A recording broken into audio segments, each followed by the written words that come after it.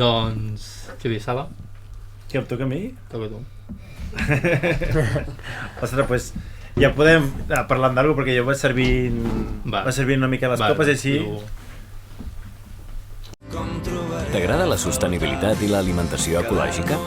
Doncs no et pots perdre el programa La Tarda, els dilluns de 6 a 8 del vespre. Hi trobaràs la selecció musical de Quilòmetre Zero d'en Quim Comerma, presentador del programa. També hi trobaràs la secció La Ruta del Vi amb en Xavier Sala. També hi trobaràs la secció de la previsió del temps amb en Jordi Montserrat, en Meteoclic.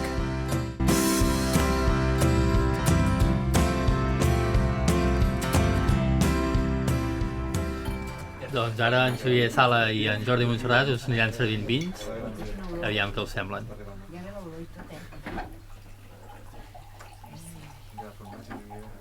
També tenim avui en Roger Brufau, aquí present. Ell és influencer del món dels vins. Ho penja tot al seu Instagram.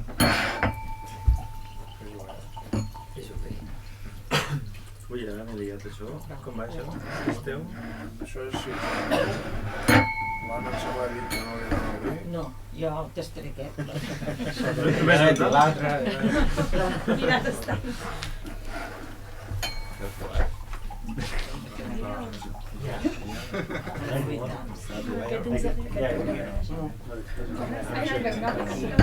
Sí, aquí mateix. Va molt poc.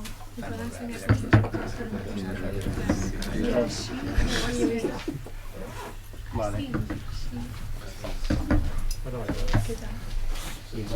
Ah, bueno, tu em vols veure una miqueta aquí, també? No, pateixis, tranquil·la.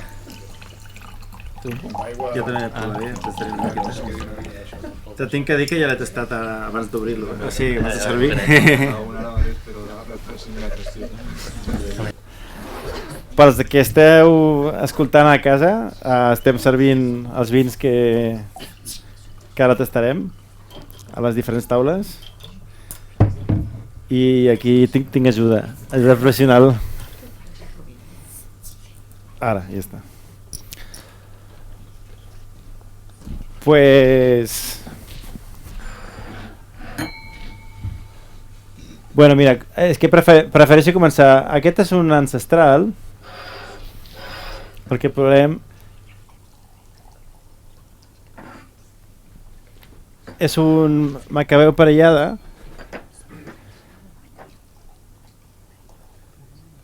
Ara ja està, perfecte.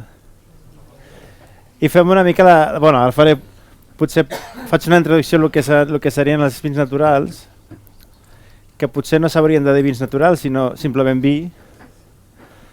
I el que s'hauria de dir de forma diferent són els vins que no són naturals. No? Vale, ja tenim aquí, perfecte.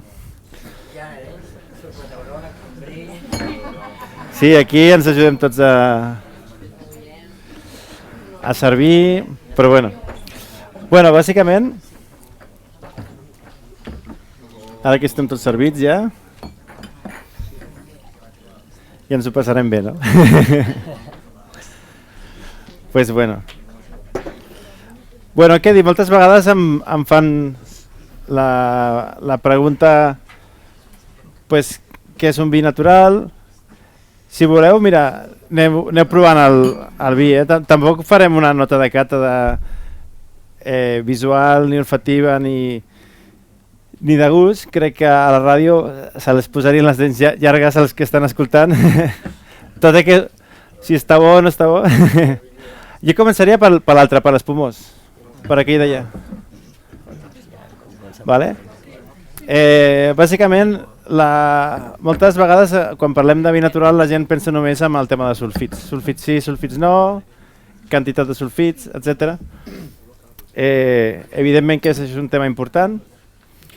També és important potser saber quanta quantitat n'hi ha i com s'apliquen i en quins moments s'apliquen, si és un instrument per parar les fermentacions o simplement és un conservant, des del punt de vista de mantenir les propietats originàries del terroir de cada vi. No?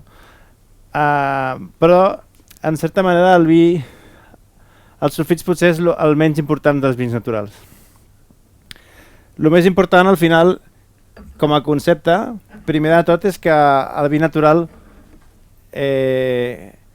entenem que no hi ha una regulació que digui que és un vi natural, llavors també estem parlant sobre el que la gent entén com a vi natural.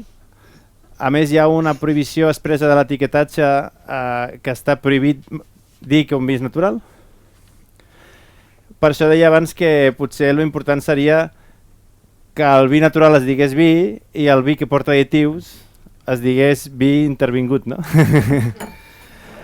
Perquè al final es tracta de mantenir la filosofia de respectar l'origen, que sigui de la terra, del terroir d'on ve cada vi, que aquesta és la teoria de les denominacions d'origen, que quan vas a Rioja o vas a Penedès, en teoria agafes un vi que té unes característiques determinades, que moltes vegades estan regulades per les denominacions d'origen, però si vas al principi de tot, al final el que vols és viatjar a través dels terroirs i a través dels raïms, que avui provarem diferents coses.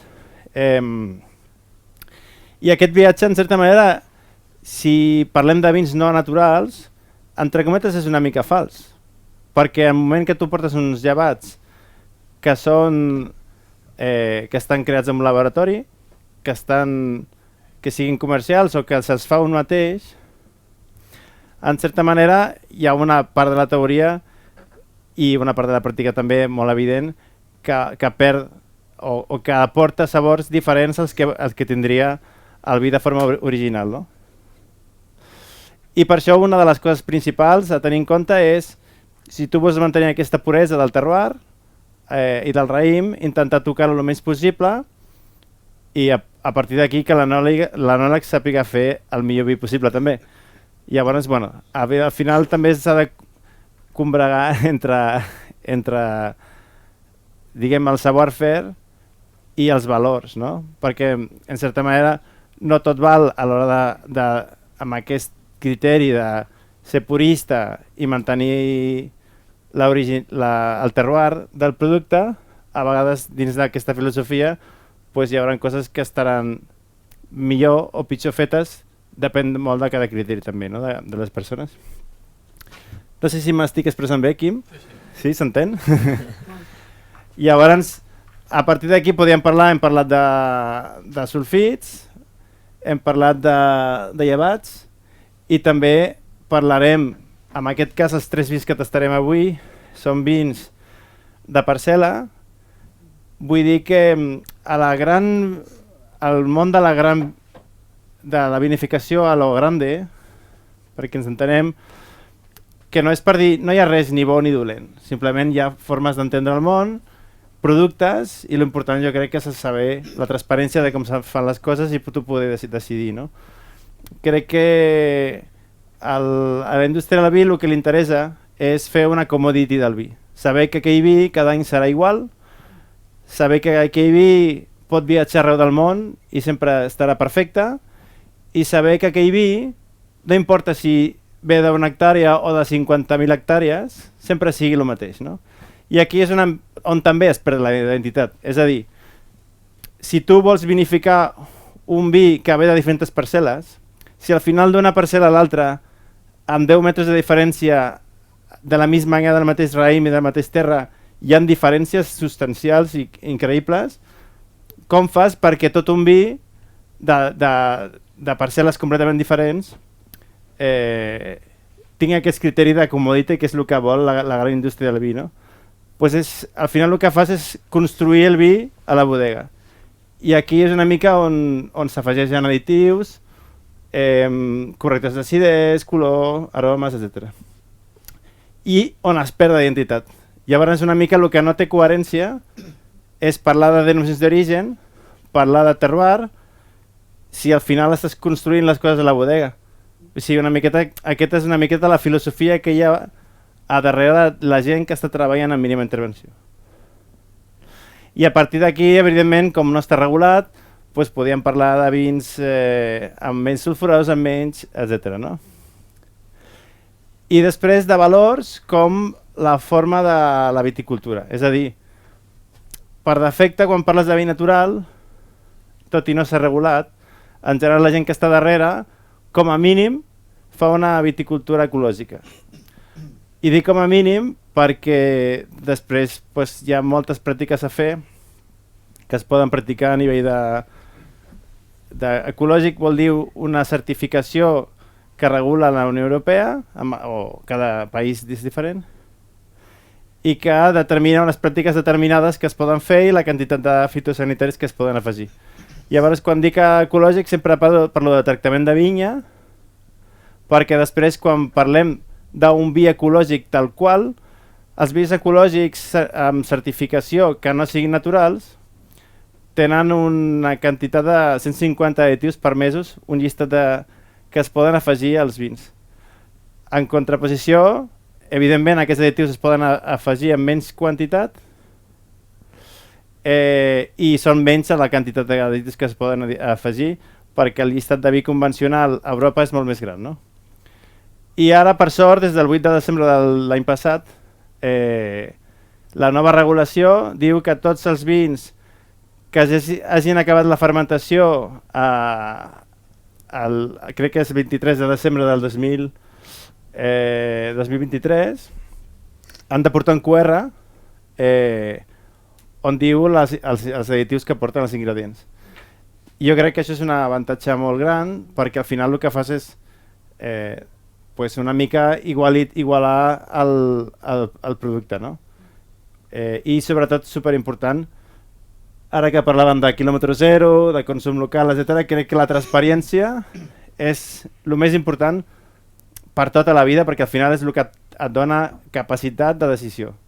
I si no tens transparència, no saps què porta ni on s'ha fet ni què... Llavors crec que pues, ara agafem un QR al supermercat i si no saps molt bé què estàs consumint, vas directe i et va a l'apartat de vins.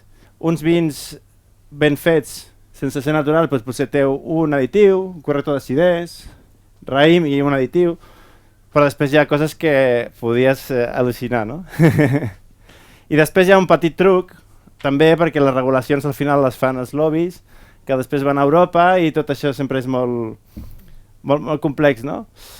La regulació diu que només s'han de posar els 3 primers additius de cada tipus. És a dir, si tu tens 10 additius d'un dels gasos, només has de posar els 3 primers. No cal que porti la resta. Si tu tens diversos colorants, pues només els 3 primers, no? Bueno, simplement és una forma perquè entengueu que al final és superimportant tenir aquesta capacitat de disposar la informació. I bueno, però provem el vi, no? Que estem aquí xerrant massa.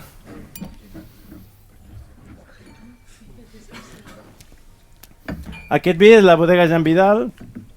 És un celler que porta des de l'any, crec que és 46 de memòria, fent producció de raïm, dels primers que van fer viticultura ecològica al Penedès. I s'han dedicat al cava més convencional tota la vida. Crec que fan un 80 i pico % d'exportació. Són vins poc coneguts aquí, tot i que tenen diversos premis, millor a les llistes dels millors vins catalans de l'any, etc.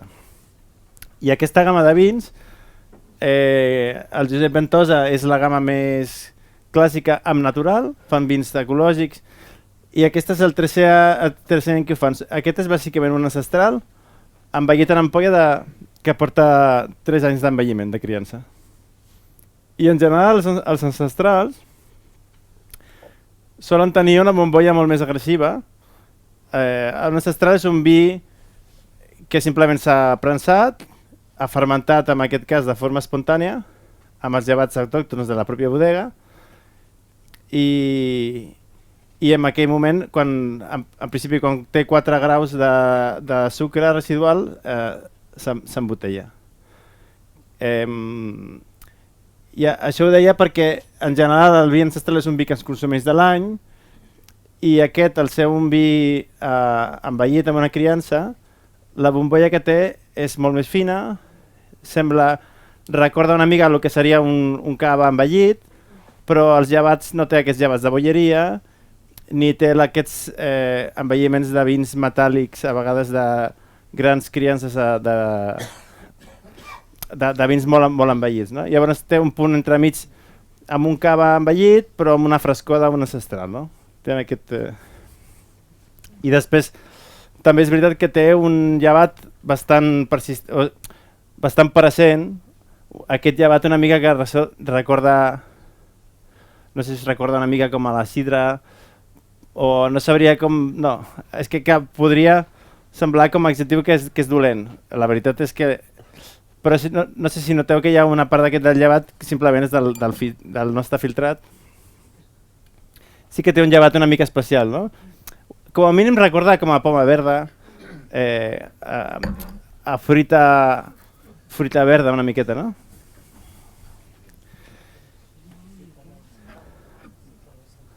Bueno, agafeu el micròfon qualsevol, si voleu comentar alguna cosa. Que estic fent aquí el monòleg. Tu què, Quim, què dius? No, està molt bé. Vale. Llavors, ho dic, amb això que parlàvem abans de conceptes, crec que és superimportant perquè a vegades la gent confon que no s'han de confondre vi ecològic amb vi natural o amb vi biodinàmic o diverses coses, no? Cada cosa té un concepte i llavors, bueno, diguem, el purisme més...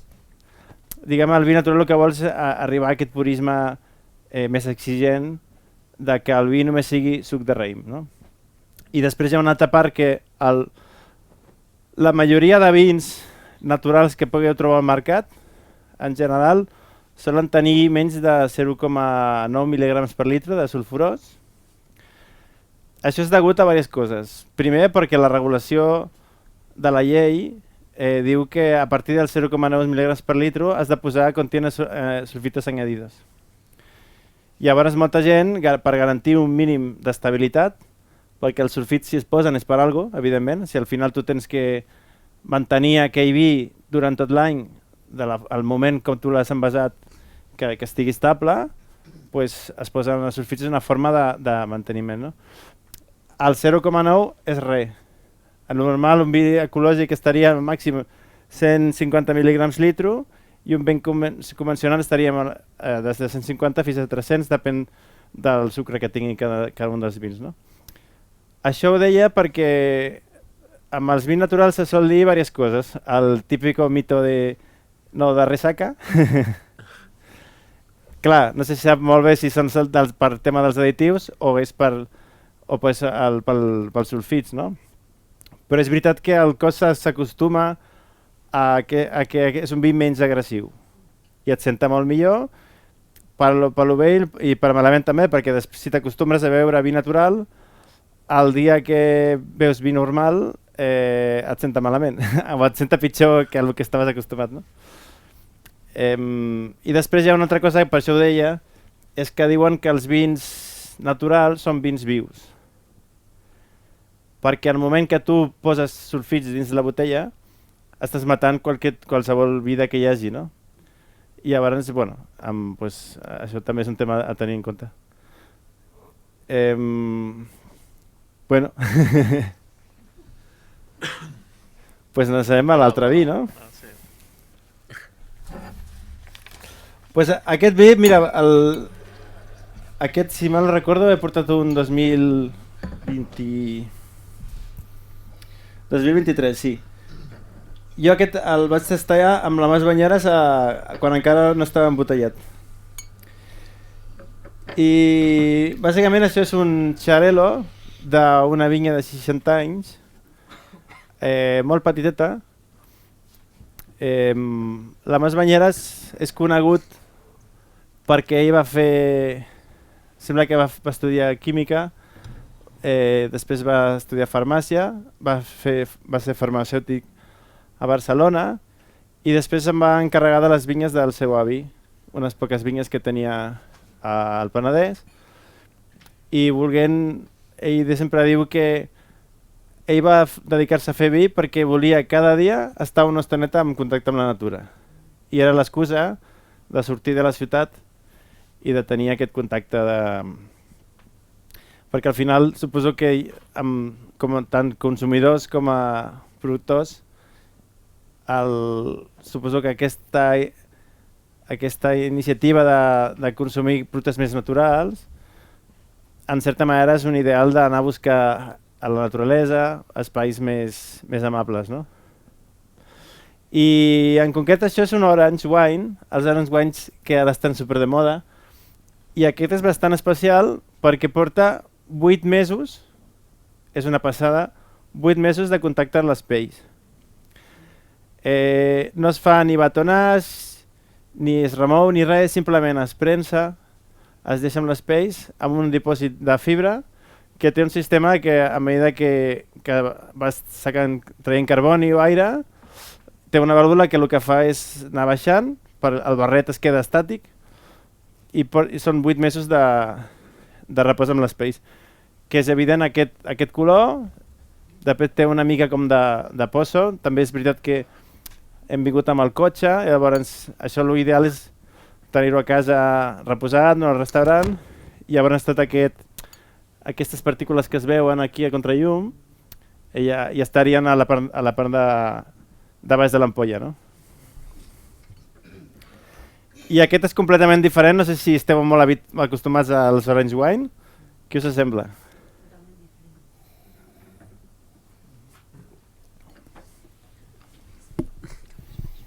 Agafa el micròfon.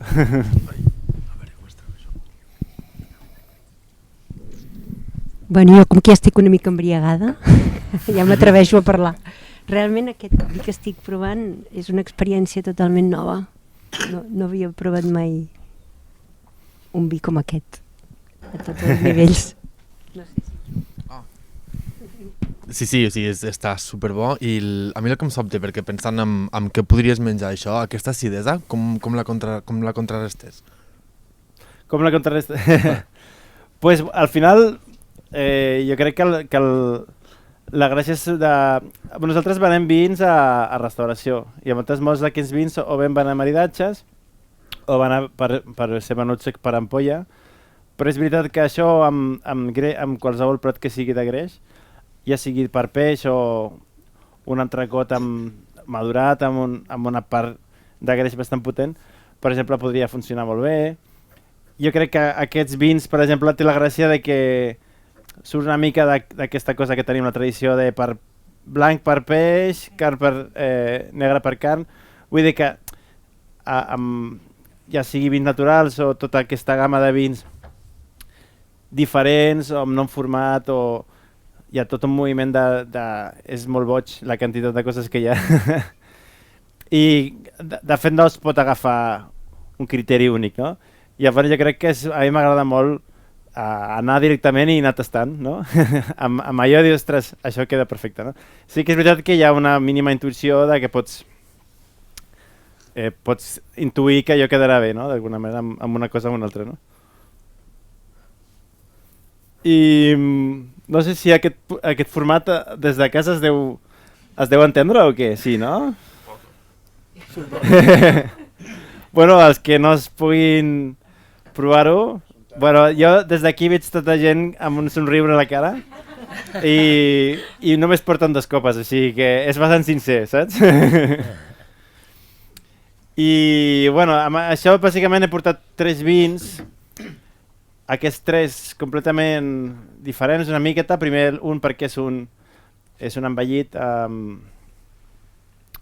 el primer, el Pet Nat, l'ancestral, és un criança d'un ancestral que és bastant raro. Després aquest l'he portat també perquè penso que aquests 8 mesos de barret amb pells és bastant interessant, són coses diferents, però són diferents perquè la forma de què s'han fet són especials. No són diferents perquè s'hagin vinificat malament i tinguin un defecte. Cap d'aquests vins té cap tipus de defecte. I ho dic perquè moltes vegades el que ens trobem quan parlem de vins naturals és que la gent o bé s'hi tira de cap o bé té una reacció en contra perquè ha provat una o 2 o 3 o un munt de coses que no li han agradat. Potser està malament o potser no està ben explicat. Jo no crec que hi hagi mals vins naturals. Simplement potser no estan no han anat a parar a la persona correcta, no? Nosaltres el que fem una miqueta és treballar per trobar aquestes referències amb aquest estil que tenen alguna que explicar, que tenen una personalitat pròpia, però no tenen cap defecte. Vale?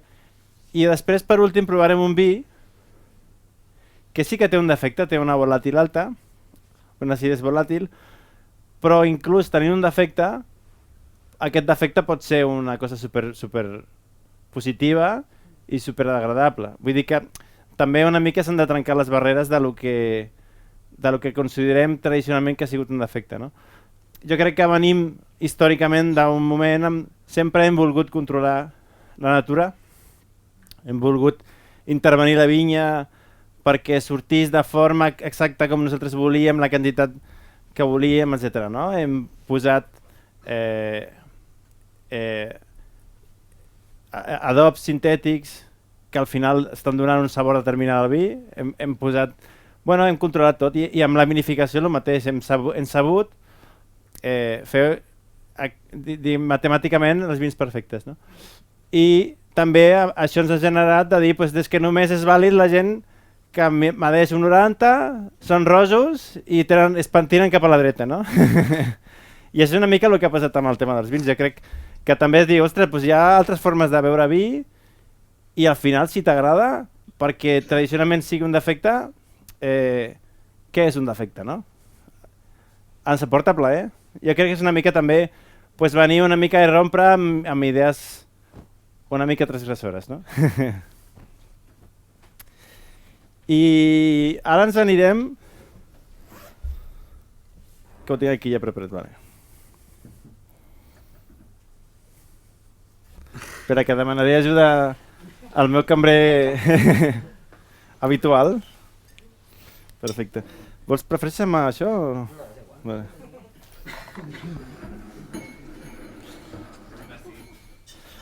No?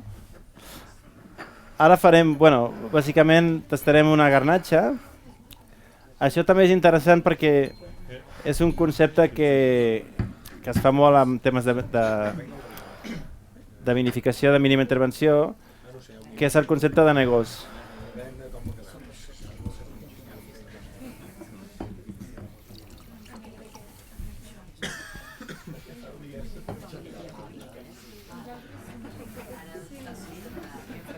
Vale. I això, el concepte de negoci, això està fet per Federico Azar. Federico Azar és un dels pioners de... Ja teniu tots aquí? Sí. Un dels pioners de la zona de Borgonya, que té un terroir únic, supervalorat arreu del món, i dels primers que va començar a fer vins de mínima intervenció. I he pensat que seria interessant també com a concepte, no? Això, els dos primers vins que hem provat són vins fets pels mateixos productors, que són propietaris de les seves vinyes, i aquests bàsicament són una persona que té una vid però no té bodega, i llavors li vinifica un enòleg li vinifica, en aquest cas ho ven ell directament l'enòleg, però hi ha casos en què l'enòleg vinifica i el propietari és el que ven, vull dir que hi ha molts formats d'entendre els vins, no? Que s'adapten a les necessitats, a tot tipus de necessitats. No? En aquest cas, com amb els vins no intervinguts, és molt important l'enòleg, potser molt més que amb els vins comercials, per un motiu. Perquè bàsicament, si tu t'agafes un Rioja d'aquests clàssics de tota la vida, tu saps el que trobaràs com a consumidor, perquè sempre és igual, perquè s'han construït aquests vins de forma que cada any sembla que no passi el temps i cada anyada és pràcticament igual. No? Llavors, amb aquests vins que són tan diferents, el mateix vi d'una mateixa casa, potser un any no té res a veure amb l'anyada següent, no? Pel tema dels llevats, moltes vegades, que és potser el que més condiciona, i per molts factors, no? I llavors, diguem que hi ha un fenomen d'anòleg, una miqueta com si fossin els xefs, perquè si tu saps que aquest anòleg, per exemple, que abans hem provat els vins de les Banyeres, té una forma de fer, sap dominar aquell vi, sap anar per on ell vol i té un ADN. I com a consumidor a vegades és més fàcil, en comptes de seguir una marca, seguir un anòleg. Perquè tu saps que tot el que faci a les Banyeres, sigui de la casa seva o de col·laboracions que faci per un tercer, tindrà un criteri que saps que a tu t'agrada. I després tindrà aquell valor d'aquell terroir, si fa un vi a Canàries o si fa un vi al Penedès. Llavors per això és important i per això cada vegada més amb el tema dels vins naturals la persona que està darrere és el que dona la confiança perquè saps que vinifica d'una manera en concret i també perquè tracta la vinya d'una forma en concret. No? I això, per això he portat aquest vi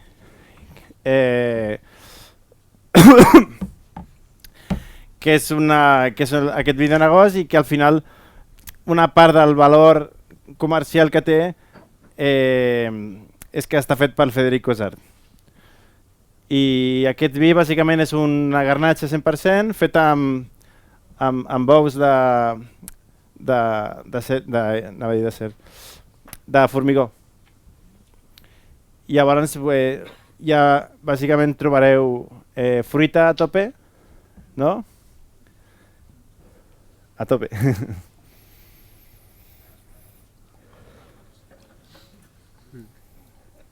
Està com dolç, no?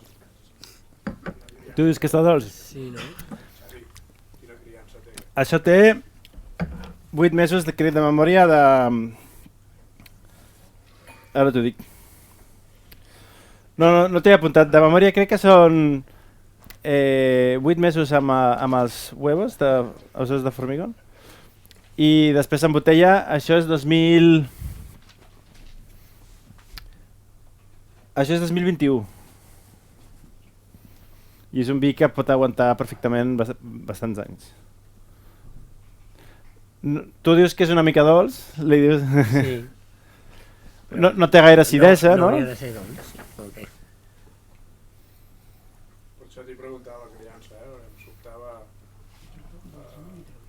si el sabor tendeix més a menys criança de la que... No se li sentaré, no? Sí, molt poquet. Que s'acosti, si pot.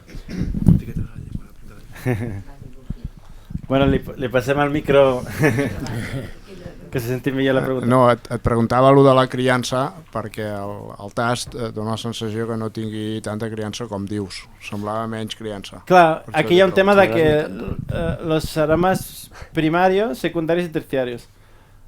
En aquest cas, els aromes que tradicionalment, en el cas dels vins negres, que estem acostumats amb el rotllo de com més criança millor, més fusta, no? Que ara sempre que fa uns anys que anem que és més important el raïm, que es noti la fruita i que la fusta tingui un sentit però que no tingui una intervenció tan gran, no?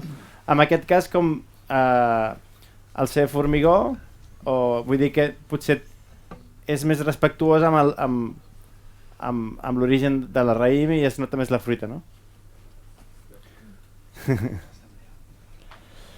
I... Com anem de temps, Quim? Bé, anem sobrats de temps. Vale, doncs llavors provarem el tercer vi, que és el vi més disruptiu. Tercer o quart. Ai, el quart, perdona. Ja m'he descomptat, veus?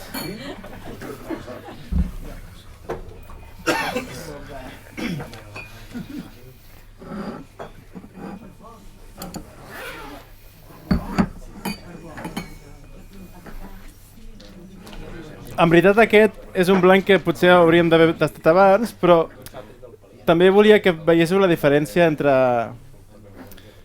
entre els primers vins, que he provat aquests 3 primers, i aquest últim que és completament diferent. Vale?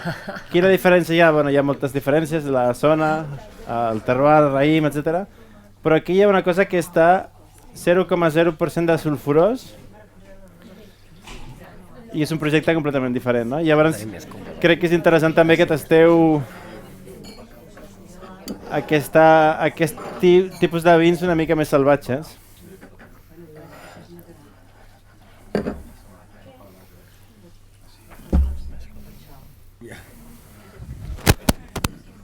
Aquesta? I aquestes? Vale. Vale, això és un projecte que es diu Sule Vegetal. Sule Vegetal en francès vol dir sota la vegetació. Sí. Vale. I hi ha un tema que és interessant perquè el raïm agafa tots els sabors de tot el que hi ha al voltant de la vinya. És a dir, si té herba, si té romaní, si té plantes, aquells sabors aniran a parar al vi. Sobretot si és natural.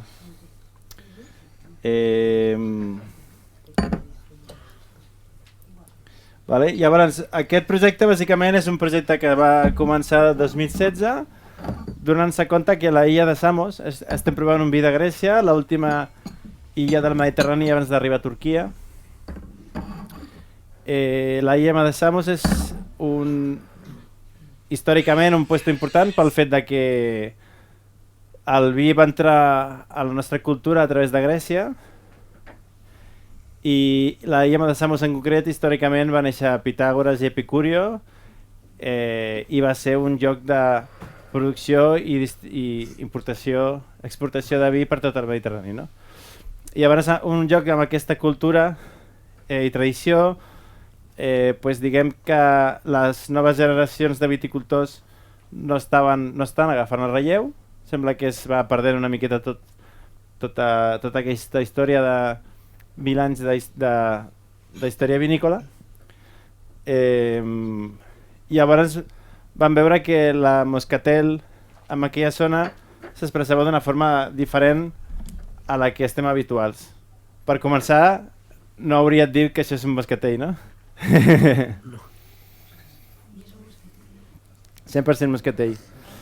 I el tema, bàsicament, aquest projecte va ser primer de donar-se compte que hi havia diverses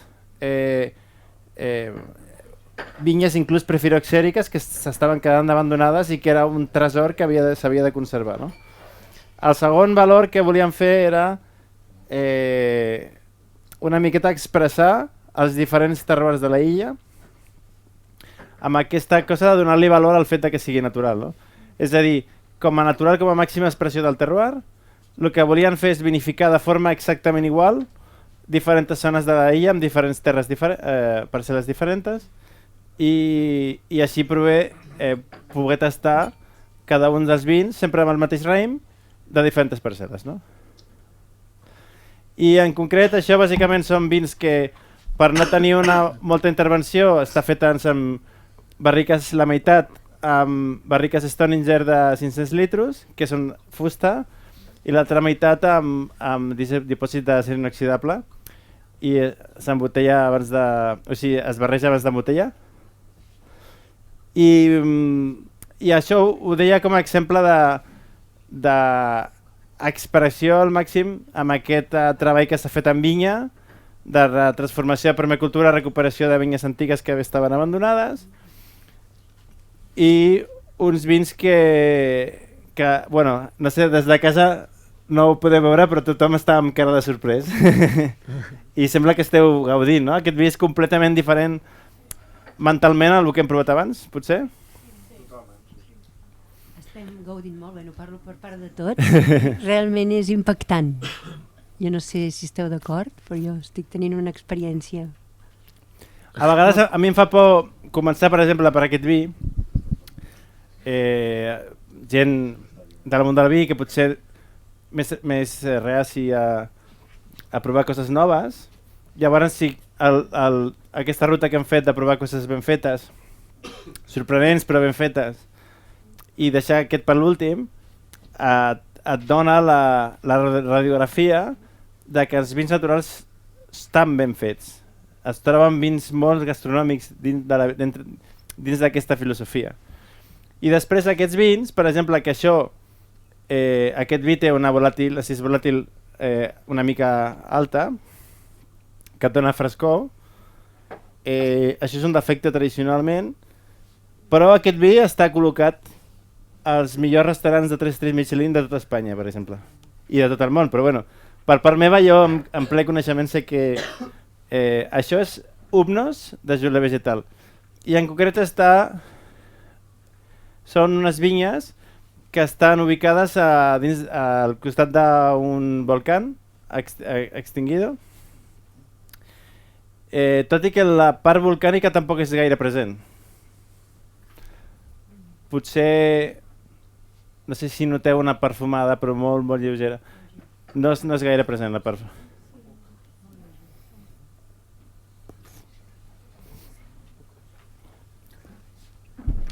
I bueno, què més dir d'aquest vi? Bàsicament el Humnos en grec vol dir somni. I li van posar aquest nom perquè, curiositats, no? El vi està dins d'un cràter adormit, d'un volcà adormit, però també es fa un vendeig nocturn, que és que fan la verema a la nit, perquè les vinyes estan situades a 2 hores i mitja del poble més proper. Llavors han de fer viatges amb 4x4 amb remolc per portar les raïms a la bodega. I per tal que amb la calor no fermenti el raïm abans d'hora, s'han de fer-ho per la nit. Llavors és tota una aventura anar allà per la nit d'agost amb els 4x4 per imagineu-vos aquest paisatge, no? Com si estiguéssiu de safari, no? Sí, totalment. I bueno, aquests són els vins que havia portat per tastar. A partir d'aquí no sé si voleu fer comentaris o qualsevol cosa, o inclús que no us hagi agradat, també podeu dir. Jo només volia comentar que aquest vi últim és molt bo, o sigui, té com una complexitat molt guai i ha sigut un encert ficar-lo a l'últim, la veritat. Ha estat bé... Sí, jo crec que sí, és molt complex, al final no té la potència del negre, però ostres, és molt bo, és molt guai, te deixa com a més interrogants que amb respostes. M'ha agradat aquesta... Sí, totalment. Gràcies.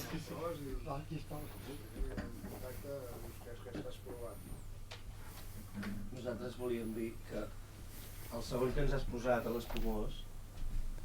El primer era el pomós. Bueno, el segon que l'ha de servir, sí. Fa molta estona que estem comentant que fa olor a ave crem. Ui! Ave crem, en sèrio. A veure, posaré el meu. Deixa'm el teu. Molt aquest, és aquest. Hòstia, ara com ho dius? Jo no, de caldo. Sí, una mica sí, ara que ho diu. Sí que recorda, Sí, com d'hivern d'estar a casa totalment amb... Hòstia, doncs ja tenim un nou maridatge, crec que amb l'escudella de Nadal, Ja, total. Ara jo et diria més caldo que ave crem, perquè ave crem no sé si sona gaire bé, però bueno. Per tenir proximitat no anem bé, amb l'ave crem. Caldo de la iaia, exacte. Jo dic la pilota del caldo.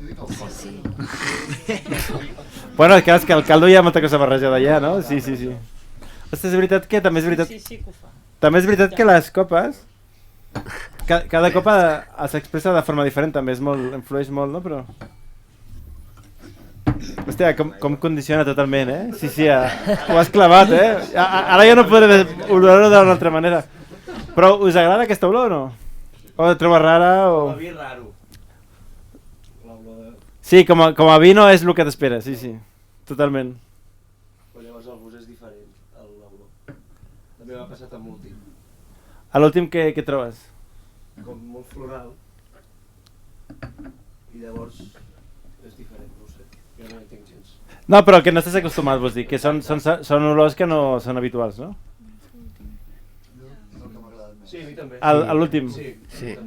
Bueno, a mi també, El que passa que era una mica perquè entengueu, diguem, com aquesta línia de desesperació que a mi m'agrada fer entre vins molt expressius, quasi salvatjats d'alguna manera, que poden estar super ben fets.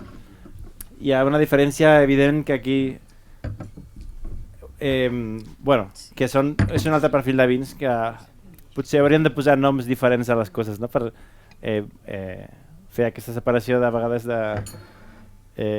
Sembla que els vins naturals en general siguin tots aquests vins de glu-glu, fàcil de beure, sense expressions, sense criances, només amb un ideal, i que potser es fan de forma molt ràpida, i crec que una mica el que volia expressar-vos aquí era que és el contrari, no? Realment que assolim uns nivells de, com a mínim, de complexitat vinculada amb un alt valor gastronòmic bastant alts, no? Bueno. En Xavier, heu vist que aquí ens ha portat com simulant una escultura com un arbre de Nadal. Explica'ns què hi tens aquí. Me l'han fet desmuntar perquè em dic que cauria, hem fet alguna més simple. No, hem portat aquí, si volguéssiu, tant per emportar per casa individualment, com panera, com... Aquest és l'últim que hem provat, i aquestes són els 3 primers. O sigui, amb caixa, com si diu. I aleshores, aquí entra també... No esteu condicionats perquè no sabeu els preus de res que he provat. Quan creieu... No sé si condicionar-los una miqueta, o no. Bueno, sense condicionar, quan creieu que val a l'últim? Preu botiga. Preu botiga? Sí. No preu de... Que el restaurant és molt... El restaurant, clar, no és el mateix en el celler de Can Roca que clar, el bar de l'esquina. Llavors són preus tan diferents. Però el preu botiga sempre més o menys és igual, sí. Quin tamany té la bodega? Eh? Quin tamany té la bodega? 2.000 ampolles per tot el món. 2.000 ampolles per tot el món. I està tot venut des d'abans de sortir. 31 euros. Pues mira... 31 amb 50. De memòria, crec, A veure...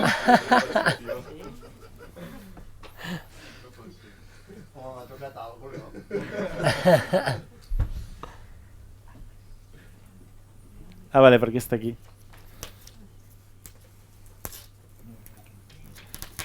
Ja havies aplicat el descompte, suposo.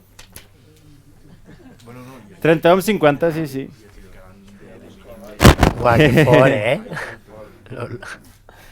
Però és veritat que això, per exemple, jo ho he trobat a bars i restaurants entre 50 i 100 euros. Sabes que també s'ha d'entendre moltes vegades perquè diuen, hòstia, que cares als restaurants, etc. No? Primer, que això només es ven al restaurant, rarament ho trobes a la botiga, i després que part del valor del restaurant al final és fer aquesta feina de trobar coses com aquesta, i després allò estàs pagant el lloguer, les copes, el personal, llavors que tot això bàsicament s'ha d'entendre que aquest marge moltes vegades és el que té que ser, no?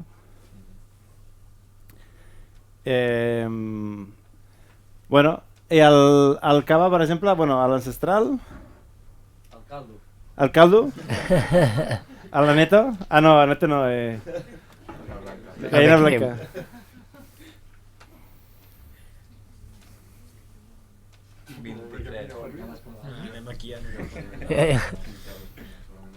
És molt floral. 14. Sí? Sí. Però, Maria, sí, vull dir que les franges són molt, molt diferents, no? I aquest orange envellit així... Aquest el pastadiu.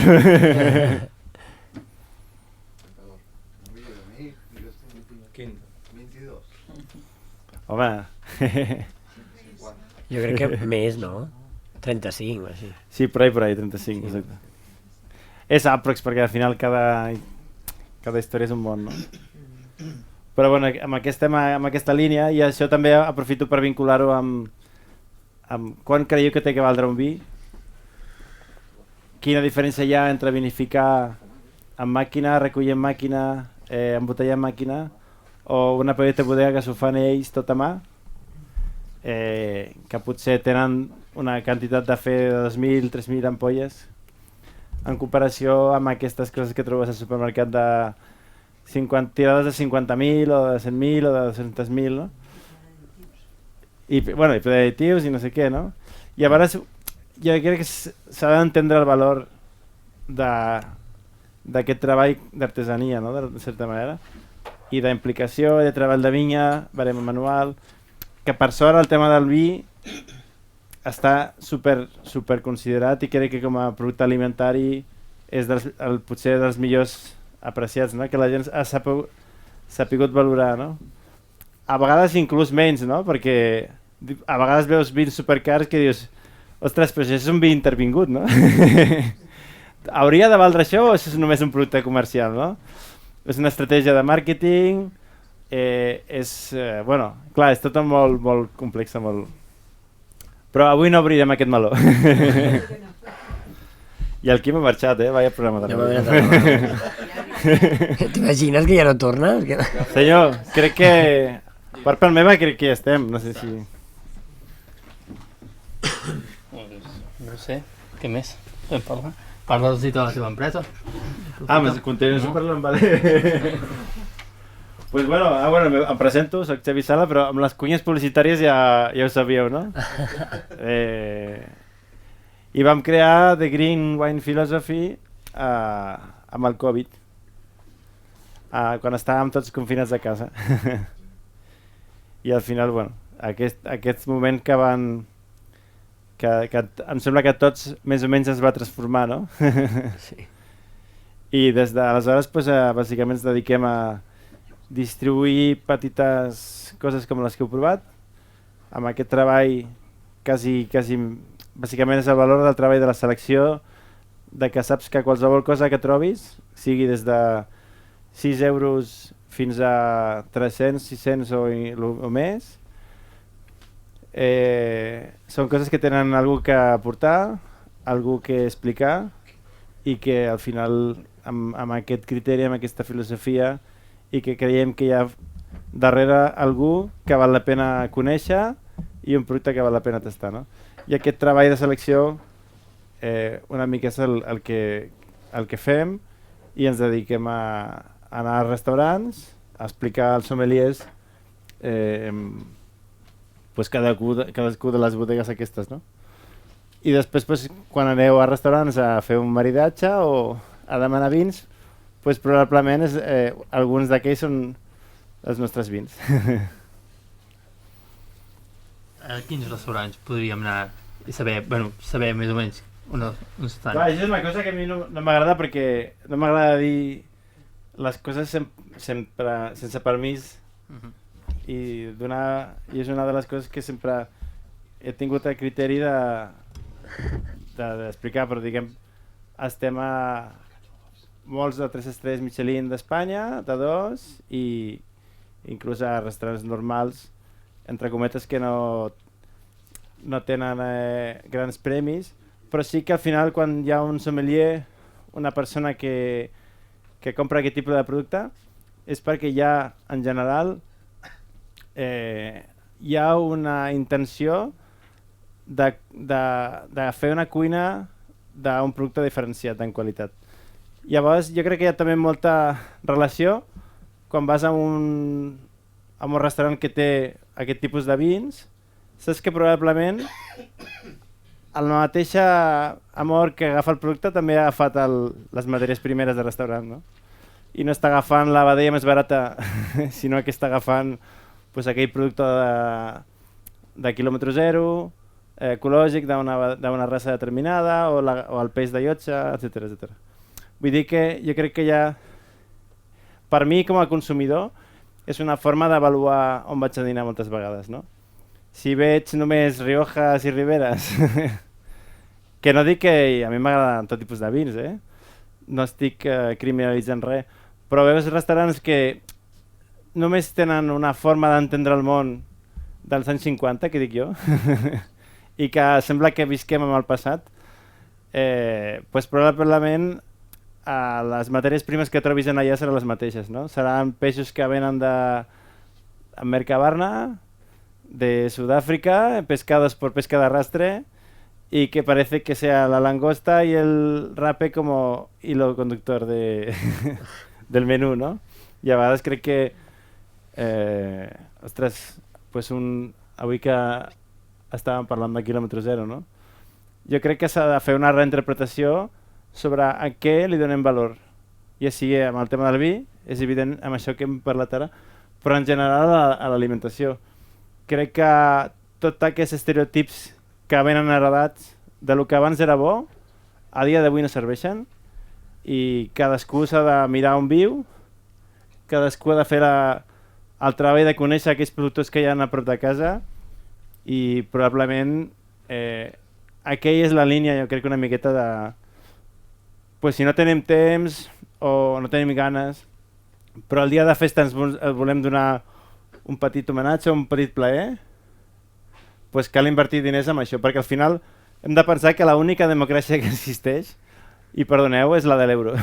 Al final el món es mou només per on va anar a parar el capital que estem gastant, i crec que com a consumidors hem de ser conscients que a més del vot que fem quan es toca, cadascú si vota o no, però al final el més important és on, a mesura del que ens permet la nostra economia, gastem cada euro que tenim, no? I això realment és el que transforma el món. Si estem comprant per Globo o estem gustant tot el dia per Amazon productes de Xina en plàstic, doncs és el món que tenim. I a veure qui se'n fa càrrec d'aquest plàstic després un cop s'ha fet, no? I no vull demonitzar a ningú ni dir que hi ha coses ni bones ni dolentes, però sí que jo crec que és important tenir consciència dels actes que tenim, i si tens la consciència, diuen, la consciència és abans de l'acte, no? Si no tens consciència no pots actuar de forma correcta o conscient, valga la redundància.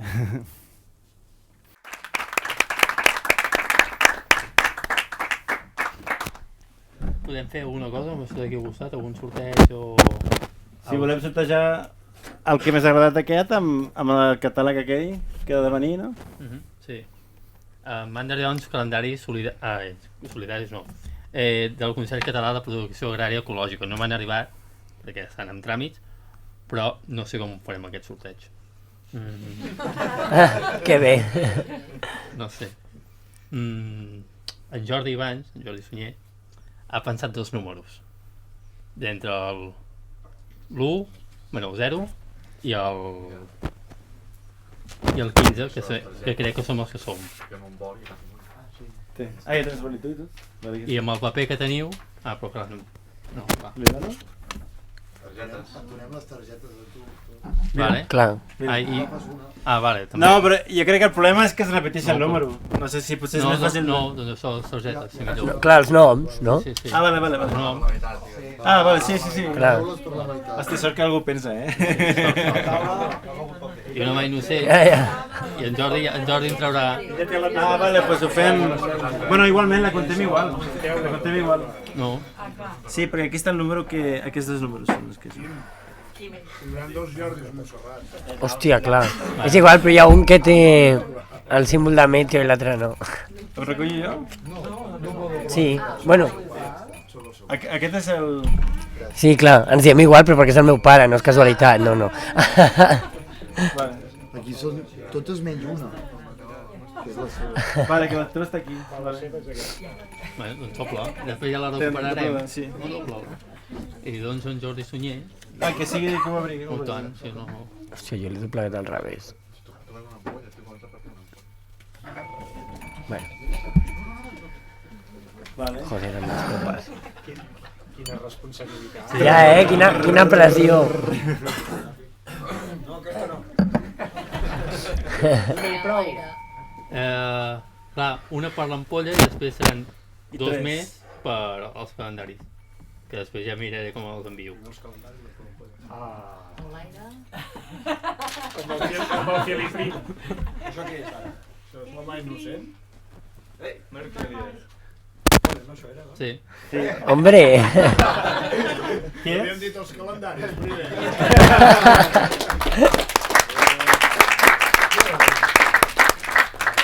Ara què, un altre cop? Ho recullo, Marc, ara pots convidar la resta. Ja està. Que quan l'obris pots convidar la resta. Calendaris, té. Dos calendaris. Ah, vale, has agafat un... No, sí, bueno. És que el tenia aquí sobre la taula. Doncs en Xavi Abril... Hòstia, però...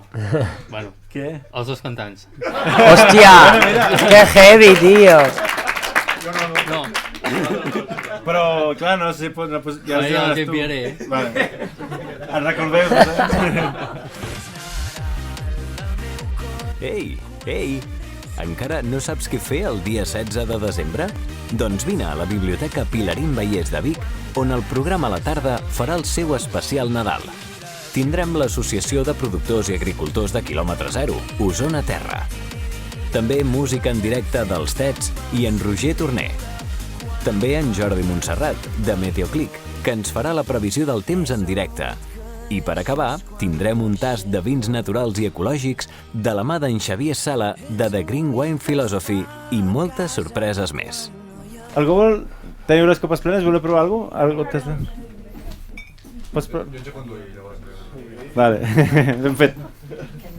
Pues ja està. Aquell no marca. Tu vols una miqueta o alguna cosa? No.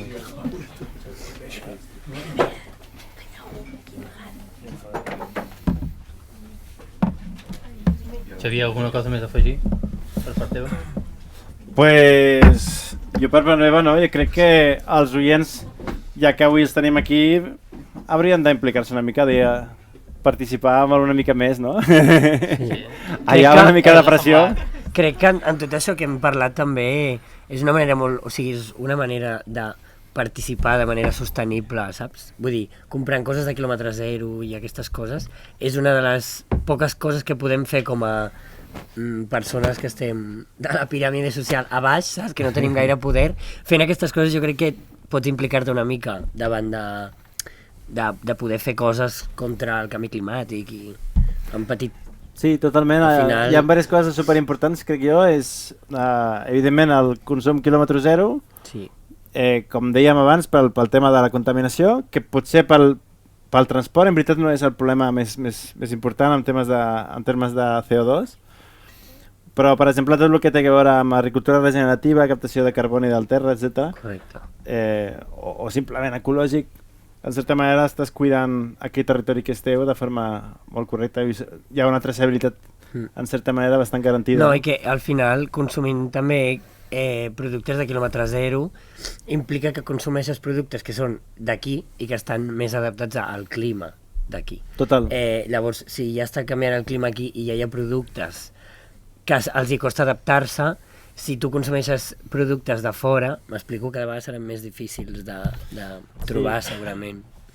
Sí, totalment. El problema moltes vegades és... per això crec que és important també aquesta connexió directa amb el productor, en certa manera, que puguis conèixer... O sigui, és un luxe, en certa manera, posar-li veu cara a aquella persona que t'està fent, que et porta el pollastre, sí, o que et porta...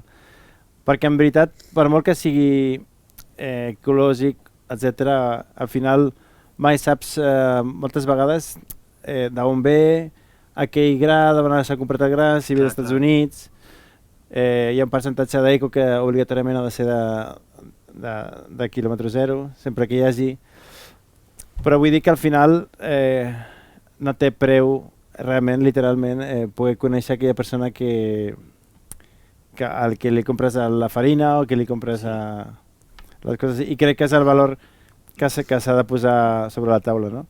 I a vegades quan vas a una gran superfície, que tots ho fem, i que a vegades no tenim més remei que fer-ho, però moltes vegades no tens moltes vegades no tens cap tipus d'idea de com s'ha fet allò, per molt d'etiquetatge que hi hagi, perquè la normativa de l'etiquetat a Europa és com és, i perquè al final en cap lloc et posa d'on ve el pollastre o aquell productor com ha tractat el pollastre, no? Sí. Però bueno. Molt bé. Alguna pregunta? No? Ningú? Doncs res, fins aquí el programa d'avui. Gràcies a tots per venir. I gràcies Jordi Montserrat i Xavier Sala, Xavier Abril, Xechi Mestre i Roger Torner i Damià Bas, que ja no hi ets, però gràcies per venir. Guai, a tots vosaltres també. Sí, clar que sí. Evidentment. Gràcies.